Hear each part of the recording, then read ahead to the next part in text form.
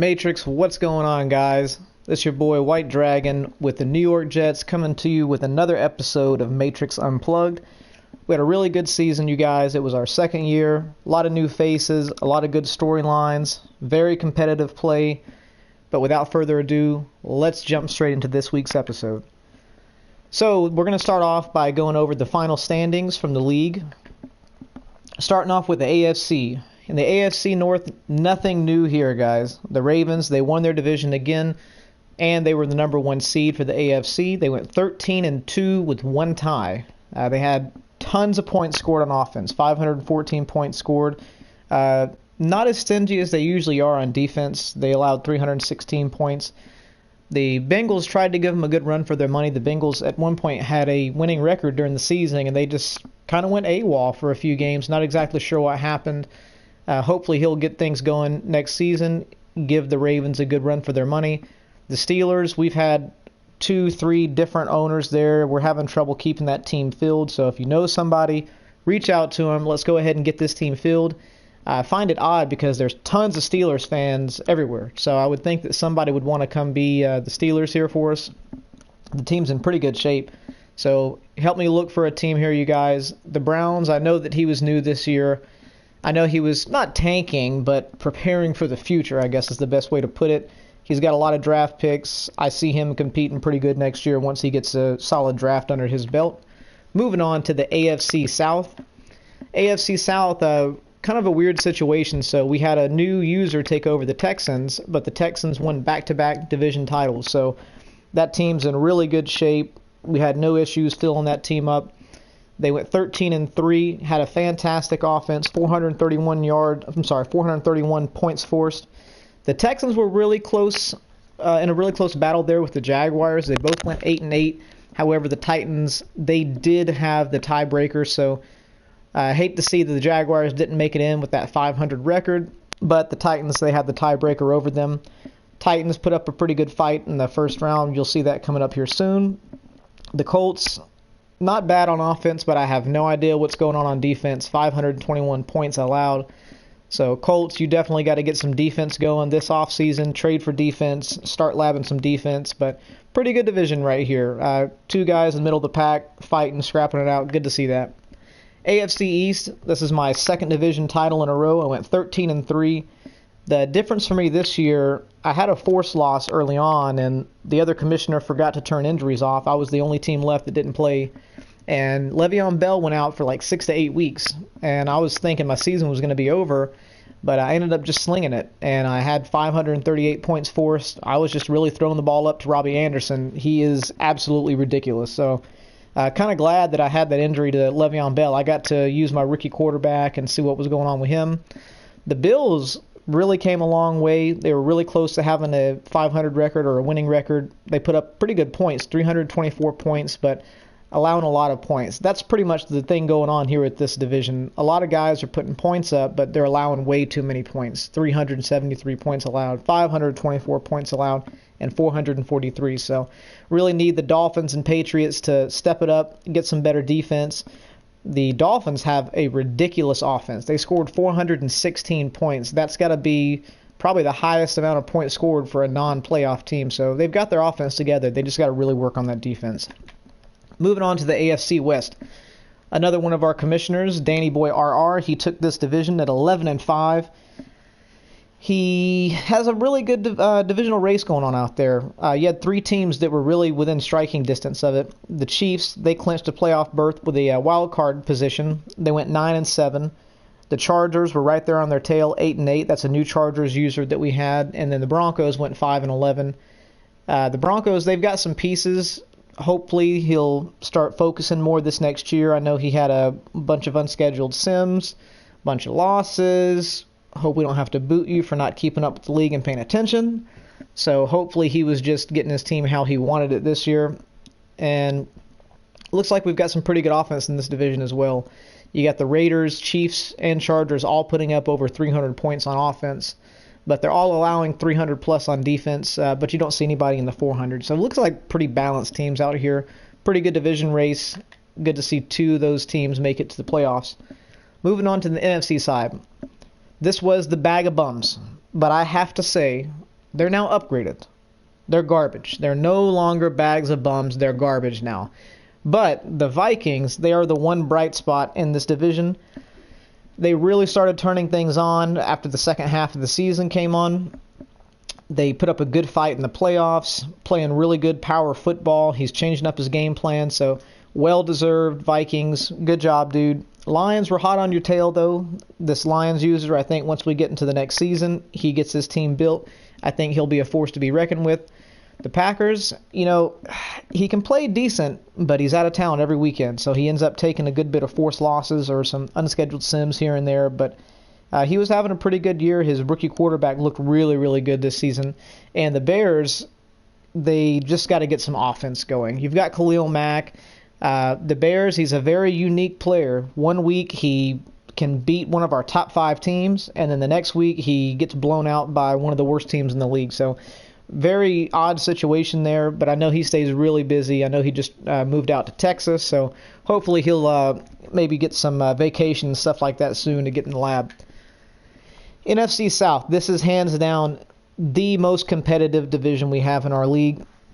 The Falcons, Panthers, and Buccaneers, they're all worthy of winning their division.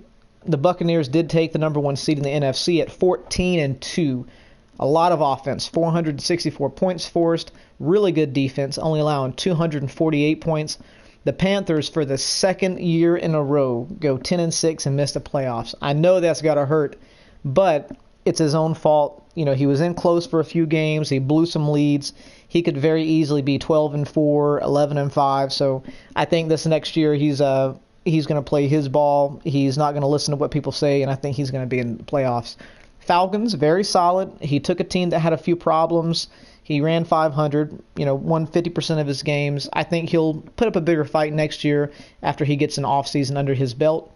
And the Saints are available. So you guys, please help me fill this team. The Saints. I need the Saints to be filled. We need the Saints filled. We need the Steelers filled.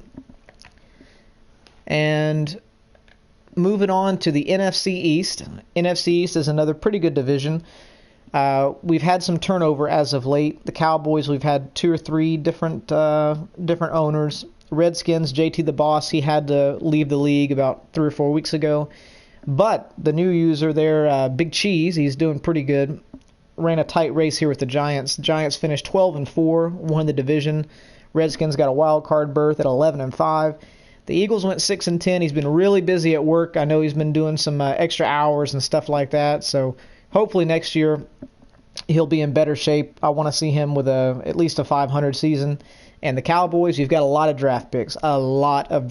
So really knock this draft out of the park and get your team headed in the right direction. The last division we're going to look at, this thing's usually a two-way race with the Rams and the Seahawks, but the Niners, they've been poking a little bit. The Niners are coming along, nice young team. The Rams, they got the number 2 seed in the NFC, went 13-3.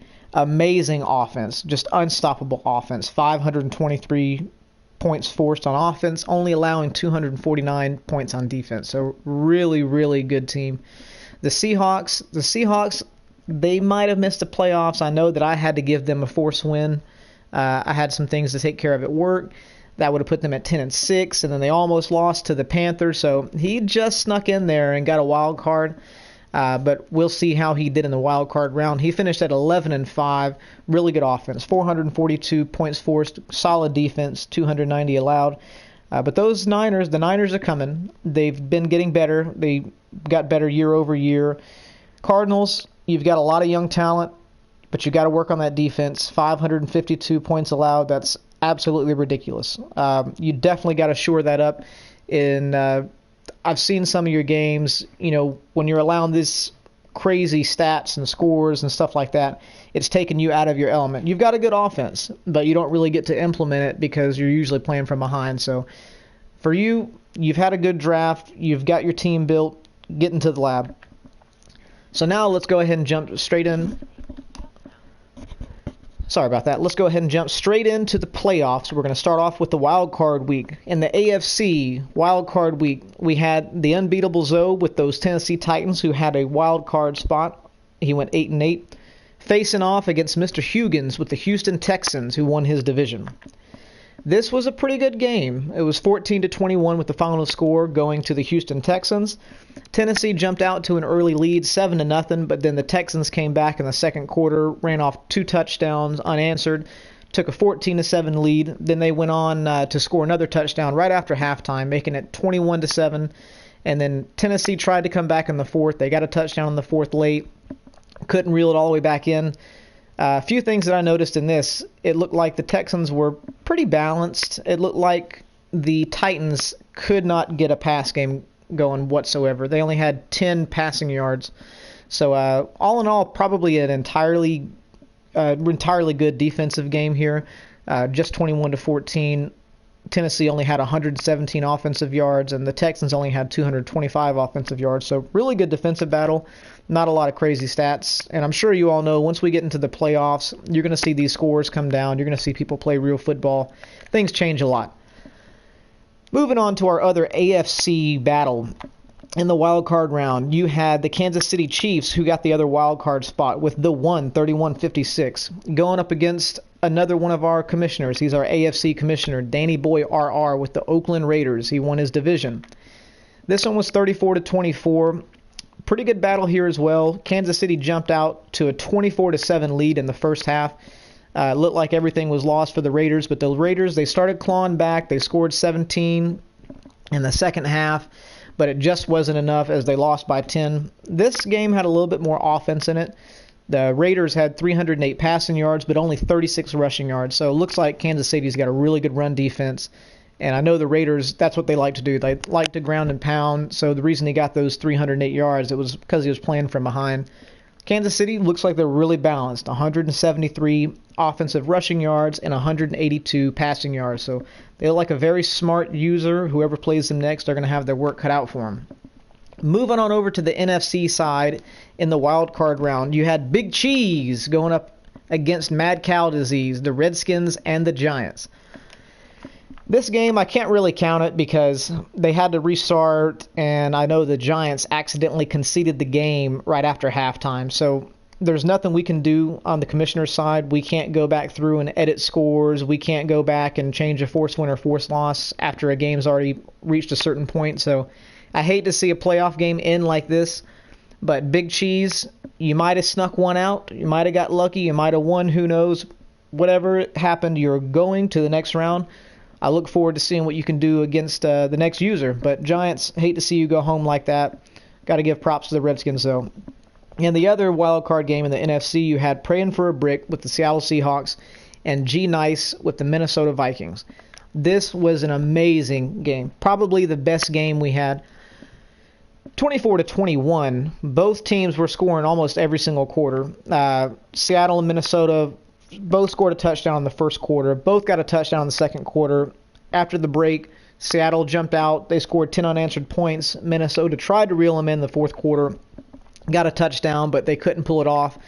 Looks like Minnesota had absolutely no passing game going on. 29 passing yards. You're not going to win a playoff game like that. But you did have 157 rushing yards. So you need to work on your pass game clearance, get that going, and you definitely can make it to the second round of the playoffs next year. The Seahawks, again, solid defense, solid offense, very balanced. Had 101 rushing yards, 129 passing yards. This was another defensive game, but it looks like the Seahawks are a bit more balanced, and that's why they brought home the win. Moving on to the divisional round. So we just advanced yesterday to the divisional round. The matchups, you've got the number 1 seed Baltimore Ravens, alpha male, going up against the 1 Kansas City Chiefs. Then you've got the division winner, number 1 seed, Tampa Bay Buccaneers, going up against Big Cheese and the Washington Redskins. That should be a really good game. I hope you guys stream. Want to see that. And then over in the AFC side, you've got the division winner with the Houston Texans, Mr. Huggins, going up against myself, White Dragon, with the New York Jets. I had the number 2 seed. We're going to try to get that game knocked out tonight. And this right here is just, it's an ongoing battle. The Seahawks and the Rams, they have met so many times. They're in the same division, constantly playing each other, constantly going toe-to-toe. They've played each other in the playoffs. They know each other like the back of their hands. This is going to be a good game, so look out for this one as well. Another thing I want to go over really quickly, guys, we're supposed to be streaming our game. So in the playoffs, we are supposed to stream, and it's supposed to be the away team. Now, if you reach out to a commissioner and you say, hey, look, I'm playing at work, or, my internet's, having issues, if it starts lagging, I'm going to cut it. But at least establish that stream, you guys. We want to start posting streams for the playoffs. The last thing I'm going to go over before we wrap this thing up are the season rewards. So I've had a lot of confusion. A lot of people aren't understanding, or they're not reading, or it's a combination of both. So I'm going to break it down right here, right now. I don't want to hear any more questions about rewards. So if you played all of your games during the season without any force losses that you had to give out, and you didn't have any unscheduled sims, then you're going to get rewards at the end of the year. So right off the bat, let's discuss the force loss. It's okay to get a force win. So if you're playing an opponent and you can't reach them, or they're doing something and they give you the force win, that's okay. But if you give out any force losses, if you're going out of town, or if you don't feel like playing and you give your opponent the force loss, that is going to count against you no matter what. As far as the unscheduled sims, so let's say you and your opponent reach out to each other. You work mornings, he works nights, you can't get it together, you're both trying equally, 50-50, you're trying to set it up and you just can't find a good time. That's just going to be that's going to be a fair sim. So those are fine. We're going to have conflicts. Everybody has a life. Nobody's retired in here. We all work and we're playing the game on the side. So if you have a situation like that and you reach out to a commissioner and you let them know, hey, our game is going to be a sim schedule conflict, that's cool. The unscheduled sims are going to hurt you as far as your rewards. So if you're scheduled to play somebody and you don't reach out to them, they don't reach out to you, you don't answer commissioners, and we just have to sim on your game, that's going to hurt you. So a fair sim and an unscheduled sim are two totally different things. What I did this year, I did give a little bit more leadway. I allowed people to have one unscheduled sim if I couldn't find evidence for anything, just for this first year to kind of give out these awards. It's our first year doing the awards, so that's how we explain the force losses, unscheduled sim, all that garbage. So if you do receive the rewards, there's two options. Option number one is very simple. We clear your cap penalty. What I'll probably do is we'll get to the off season. I'll clear your cap penalty right before you re-sign your players, and I might even do it a second time right after we advance to that phase, just so I know that you are at the zero once we start going into free agency. Don't come at me and ask me, hey, let me go do ... and this and this and this, and can you clear it again over here? No, I'm going to clear it right before you re-sign your players, and then I will most likely clear it again right after we advance from that point, just so you can make your cuts and stuff like that. The clearing cap penalty is to help you from mistakes you've made the previous year. If you've got a cap penalty getting ready to get cleared, that doesn't mean go set up 19 trades and tell me to wait and then come at me and say, hey, now I want you to clear it. It doesn't work like that. So we're being generous, but don't take advantage of us. So clear cap penalty is the first choice, and the one that people are just not understanding is the player trait upgrade. Sorry about that. So this is not a player development upgrade. The word development, if you don't know what that word looks like, it's not in here.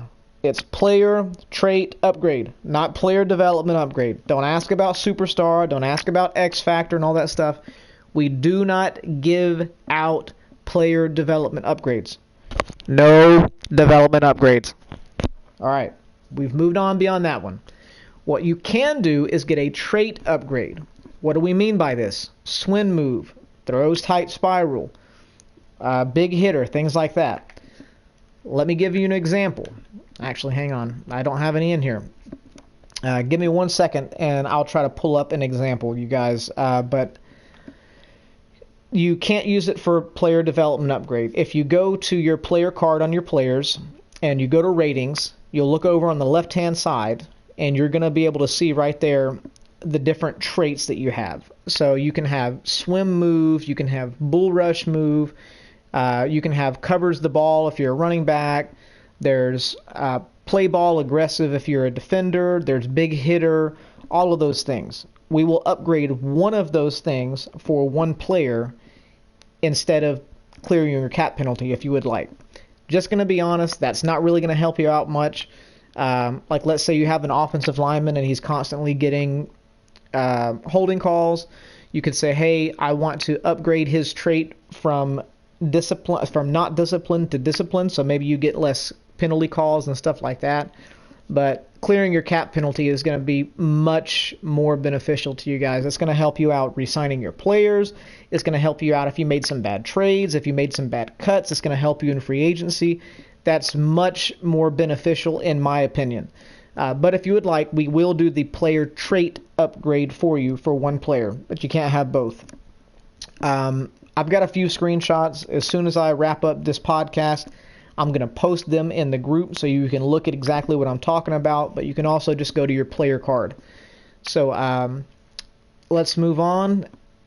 That's pretty much it, you guys. It's our second season, and things are going pretty well. It takes 32 people to run a really good league, you guys. We're playing our games for the most part. Every league, you know, as you get into like week 10, 11, 12, 13, teams start falling off. People stop losing interest. They're looking forward to the off season. So we're going to have that no matter what. I just ask that you at least please play your games. I don't care if you tank. I don't care if you just try to get stats or whatever, if you're just trying to feed a certain guy. But please at least play your games. And if your other person's reaching out to you, at least respond to them, especially if it's a commissioner. If a commissioner reaches out to you more than once, maybe twice, and you don't respond, your ass is going to get booted. All right? I don't have time to sit here and babysit and play Pokemon, got to catch them all and catch all you guys running or whatever. I can't do that shit. If I reach out to you, you know, be reasonable. I'm not going to expect you to respond to me in 5 minutes, but if 2 days go by and you don't respond, you're going to be on the chopping block. All right? So pay attention to the chat. Keep up with it. Know who your commissioners are. I really get sick of people asking me who their commissioners are. If you click on the group chat, there's an avatar in the top. You can click on that picture, and it's going to give you everybody's name that's part of the league and what they do. So you're going to see me, the CEO. You're going to see your AFC commissioner. You're going to see your NFC commissioner. You're going to see the alternate commissioner. You'll see who the chat administrator is, who's on the trade committee, all that stuff. One last time, I know I've said it probably 184 times since we started the league. I am the CEO. Do not come straight to me if you have any force win, force loss situations, scheduling conflicts, any of that small stuff. You're going to go to your AFC or NFC commissioner. If you are an AFC team, your AFC commissioner is Danny Boy RR. He's the Oakland Raiders. In the group chat, in front of his name, there's a little C and there's an AFC. That means he's the AFC commissioner. He's the only person that has AFC in his name. If you're an NFC team, your NFC commissioner is B. More to T-Town. That's Marquise. He has the Philadelphia Eagles. Likewise, in front of his name, there's parentheses, and it says NFC. He is the only person that has NFC in front of their name. So he is your NFC commissioner. Learn your commissioners. I've been polite. I tend to get rude if I answer the same question 20 times, you guys, so don't take offense. But usually that means you're not reading, you're not doing your part. Help me out. There's a lot of stuff going on here. I have a life just like you guys, and my life doesn't include babysitting. So I know I went off on a bit of a tangent there, guys, but let me get back on track. We had a great year, great league.